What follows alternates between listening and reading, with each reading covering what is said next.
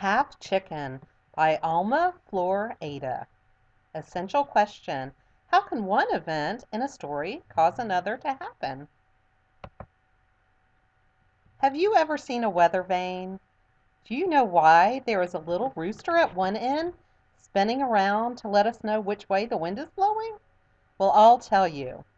It's an old, old story that my grandmother once told me. And before that, her grandmother told it to her. It goes like this. A long, long time ago, on a Mexican ranch, a mother hen was sitting on her eggs. One by one, the baby chicks began to hatch, leaving their empty shells behind.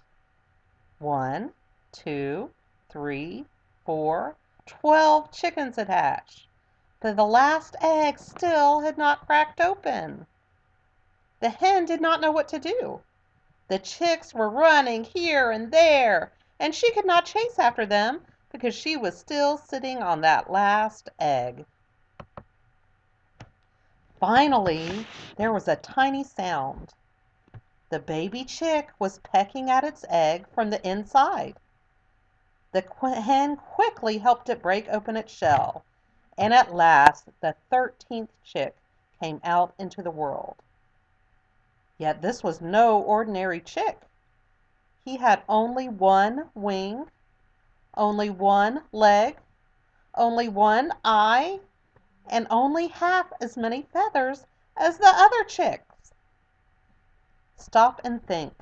Visualize. What words does the author use to help you picture what the chick looks like? It was not long before everyone at the ranch knew that a very special chick had been born. The ducks told the turkeys. The turkeys told the pigeons. The pigeons told the swallows. And the swallows flew over the fields, spreading the news to the cows, grazing peacefully with their calves, and the fierce bulls and the swift horses. Soon the hen was surrounded by animals who wanted to see the strange chick.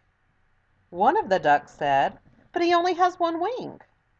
And one of the turkeys added, "Why, he's only half a chicken." From then on, everyone called him Half Chicken. And Half Chicken, finding himself at the very center of all this attention, became very vain. One day he overheard the swallows, who traveled a great deal, talking about him. "Not even at the great court of the Viceroy in Mexico is there anyone so unique."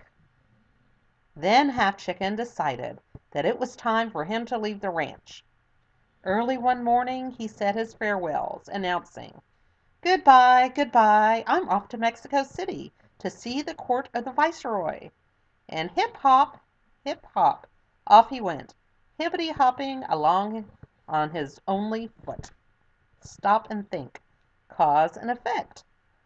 Why does Half Chicken decide to leave the ranch?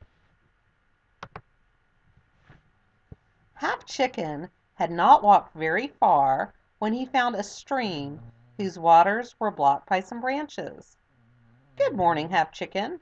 Would you please move the branches that are blocking my way?" asked the stream. Half Chicken moved the branches aside. But when the stream suggested that he stay a while and take a swim, he answered, "I have no time to lose. I am off to Mexico City to see the court of the Viceroy." And hip, hop, off he went, hippity hopping along on his only foot. A little while later Half Chicken found a small fire burning between some rocks. The fire was almost out. "Good morning, Half Chicken. Please fan me a little with your wing, for I'm about to go out," asked the fire. Half Chicken fanned the fire with his wing, and it blazed up again. But when the fire suggested that he stay a while and warm up, he answered, "I have no time to lose. I am off to Mexico City to see the court of the Viceroy." And hip hop, off he went, hippity hopping along on his only foot. After he had walked a little further, Half Chicken found the wind tangled in some trees. Oh no. Good morning, Half Chicken. Would you please untangle me so I can go on my way? Asked the wind. Half Chicken untangled the branches, but when the wind suggested that he stay and play, and offered to help him fly here and there like a dry leaf, he answered, I have no time to lose. I'm off to Mexico City to see the court of the viceroy. And hip hop, off he went, hippity hopping along on his only foot.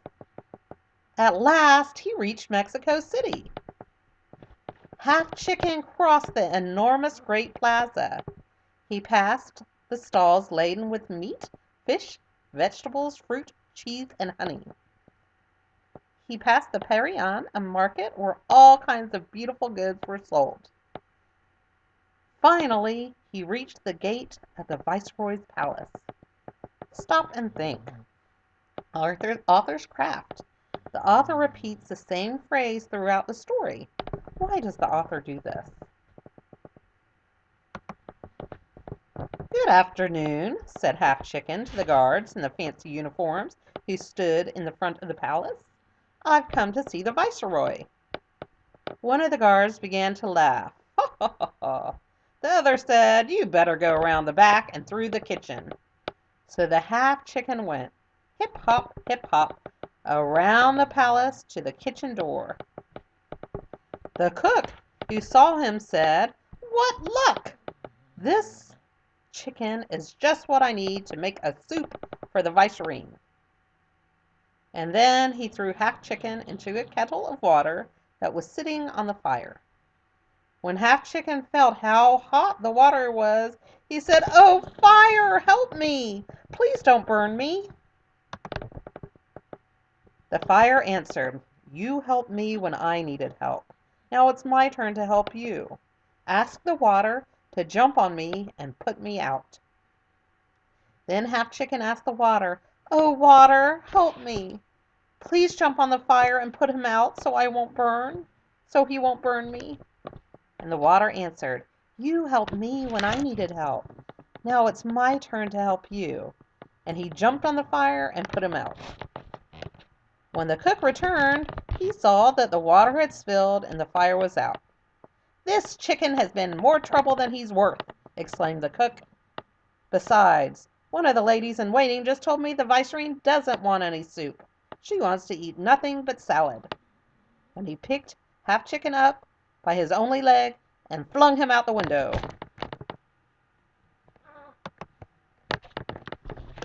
When Half Chicken was tumbling through the air, he called out, oh, wind, help me, please.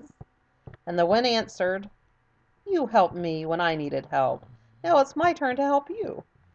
And the wind blew fiercely.